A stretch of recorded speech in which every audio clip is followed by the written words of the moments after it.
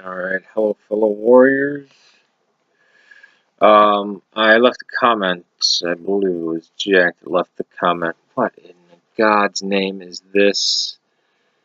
We've updated I don't want an antivirus on here. Stop it. I'll get to all those questions or whatever. It looks like I'm going to only have time. I'm not even going to have time to upload this tonight, I don't think so. I think it'll have to be tomorrow. But I need to get this through because it's still Thanksgiving. So, the true history of Thanksgiving, and I'm probably going to watch a bunch of videos as I try to fall asleep about the truth about Thanksgiving, and it's all going to be a bunch of lies.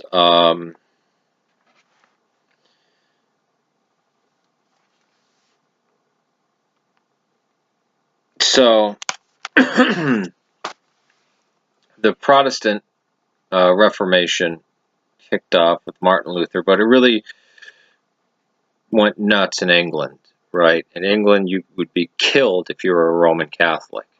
This is why the gunpowder plot happened. Guy Fawkes blowing up Parliament because those were Catholics.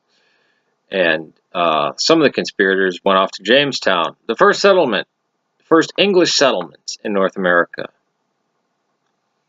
Not Plymouth. The Pilgrims were escaping persecution. No, they weren't. They left and went to Holland, which was actually pretty tolerant. Remember, the Roman Catholics in England were going to blow up Parliament because they wanted religious tolerance. They didn't want to change England back to Roman Catholicism. They just wanted to be able not to be slaughtered.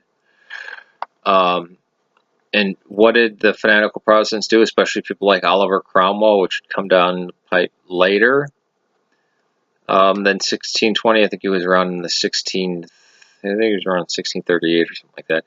He outlawed Christmas. He outlawed dancing. He outlawed music. He outlawed wearing makeup. I think I had more on him. Oh, colorful clothing. Jokes. Swearing, sports, and even going to church on Sunday, or going to church on Christmas. I mean, and anybody even expected of being a Christian or a Catholic was executed, or at least horribly tortured or imprisoned. So those were the Puritans. The Pilgrims were a break-off of the Puritans. They didn't want to be told by the church what to do or how to worship. So they left for Holland. But they feared that they were going to be corrupted. It's like Amish people trying to live in the inner city. It doesn't work. So they went over to build their paradise. I believe they aimed for Manhattan. They got blown off course, and they landed at Plymouth. They showed up and they genocided a bunch of people. No, they didn't. They showed up and there was a village they were going to try to trade with to get corn because they saw their food stores were intact, and no, nobody was around. Plague swept through there for 3 years and killed every last person in that settlement, except for one who arrived 3 weeks or a year, I believe a year late. Either 3 weeks or a year later. I got conflicting sources on this. And his name was Squanto. It was native to that village. He was captured by an Englishman, sent to England, sent to Jamestown, survived that ordeal, went back to Jamestown, was sold to the Spanish. If you know anything about the Roman Catholic Church, 1600s, Catholic Church does not like slavery. So some monks bought him, some Roman Catholic Spanish monks bought him and gave him his freedom. So he was free. So he traveled back to his native land and found that they were all dead of disease. Lucky for the Pilgrims that he showed them how to plant the crops that grew there wildly, like corn and, I get what else, like pumpkins and stuff like that,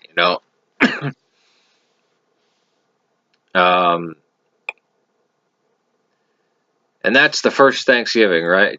No, it wasn't until the next winter, 1621, I believe, or after that you have October, right, where they're harvesting their crops. Because Squanto thing about him was he was a Christian and he could speak English. So he was the greatest asset. He was praised by the Pilgrims till the day he died. They actually saw him as an instrument of God. And still, even then, the Pilgrims, half of them died of disease. So the first Thanksgiving was made up of about 50 Pilgrims, approximately 100 of, this friendly tribe that they knew. And the pastime was shooting off guns. Both the Native Americans and the Pilgrims liked shooting off guns. So they didn't go there fleeing oppression. They went there to build an ideal society. And they didn't conquer or genocide anyone. And they weren't the first colony either. But why do they have Thanksgiving? Thanksgiving was the Feast of the Sukkot, the Feast of the Tabernacles. And it was to replace Christmas. Because these were Pilgrims, and you could say they were separatists, but they're still from the Puritan strain. You can't really properly call them Puritans, because they didn't really... They tried to do this common storehouse thing, which the Puritans absolutely rejected. And it failed, so then they had to reform that. They had to scrap it and say, no, each family gets a plot of land, and do the Christian system like that. And then they were ultimately absorbed by the Massachusetts Bay Company, I think it was called, the Boston Company. Boston. They were just absorbed by them. Jamestown, why don't we hear about that? Well, because the South lost the Civil War, and St. Augustine, Florida was the first permanent settlement, but that was by the Spanish. And then you had Roanoke after Jamestown, but Roanoke was more of a... that died out, and I think they went down to North Carolina. That was the last of them, and all that mysteries of the Adair Stones, I think, is BS. But I see people, truth about Thanksgiving exposed. And I bet it's going to be about stuff like the Council of Nicaea, like where they just say stuff where it's just like, none of that happened. The Pilgrims genocided people? Really? Who? No, they didn't. How weak do you think the Native Americans were? They were warrior societies. They were tribes. And they could kick ass. And the Pilgrims were the Ned Flanderses of, So, yeah. So this is my Thanksgiving thing. And a war on Christmas, yeah, it's... the Protestants started that.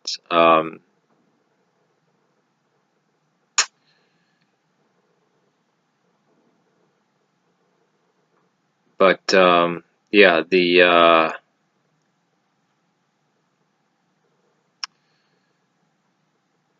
yikes. Yeah. I should say the Puritans started that. And they're still going with it. Today, the atheists are basically the Puritans today.